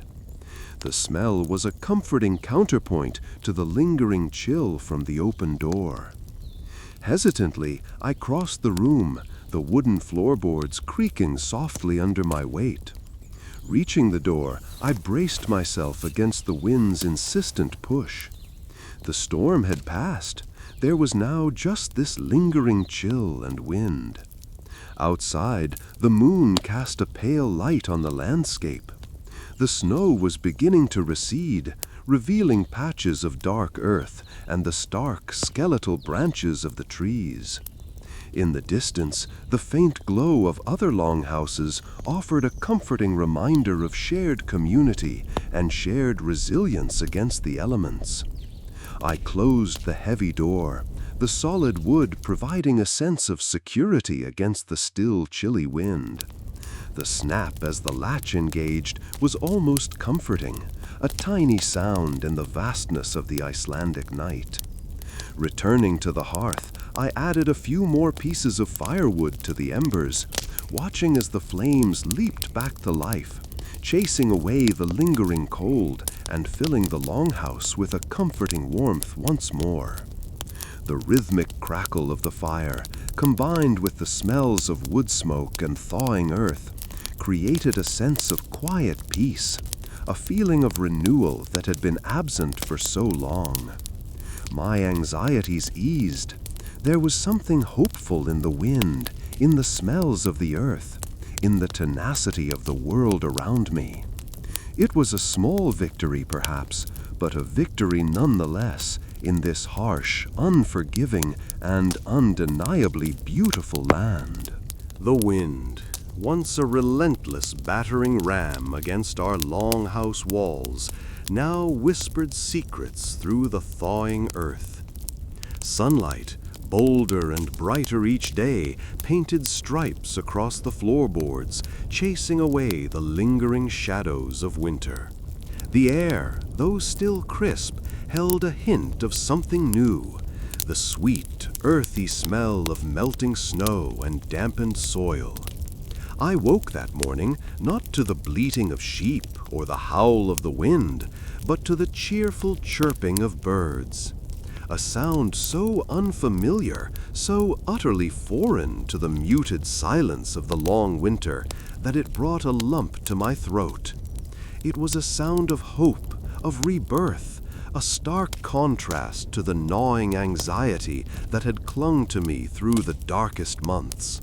Slowly I rose, the rough wool of my sleeping furs scratching against my skin. The fire, still glowing warmly, cast dancing shadows on the rough-hewn walls. The longhouse, once a haven against the storm, now felt more like a sturdy ship, having weathered the tempest and reached calmer waters. The faces of my fellow settlers, etched with the lines of hardship, were softened by a shared relief. There was a quiet understanding in their eyes, a bond forged in the crucible of survival. I went outside, the cold air biting at my cheeks, a familiar sting that no longer held the same chilling power. The snow, though still clinging to the higher ground, was receding, revealing patches of vibrant green shoots pushing their way through the earth. The fjord stretched before me, its surface calmer than I had seen it in months, reflecting the pale blue of the sky. The sheep were grazing peacefully, their wool thicker, their movements more assured. Even the air itself seemed lighter, cleansed by the melting snow, carrying with it the promise of a new season. It was a landscape still stark, still unforgiving, but no longer hostile. It was a landscape that now felt mine, a landscape I had learned to understand, to respect, to even love in its own austere way. I walked to the edge of the fjord, the cold water lapping gently at my boots. I closed my eyes, breathing in the fresh, clean air, the scent of the sea mingling with the sweet smell of the earth. A single gull cried overhead, its call a lonely sound, but somehow comforting in its familiarity. The journey had been arduous, the struggle relentless. There had been moments of despair, of doubt, of sheer exhaustion. But we had persevered. We had built our lives from the very bones of this land, creating a home from the rocks and the turf, from the driftwood and the sweat of our brows. And as I stood there, alone yet not lonely, the vastness of the Icelandic landscape unfolding before me, I felt a profound sense of peace. Not a passive acceptance, but a quiet, deep-seated understanding that we belonged here, that we had become a part of this land, as much a part of it as the rugged mountains and the unforgiving sea. The journey was far from over, but for the first time I felt a sense of true belonging, a quiet, enduring hope for the future, and a deep gratitude for the life that we had built together.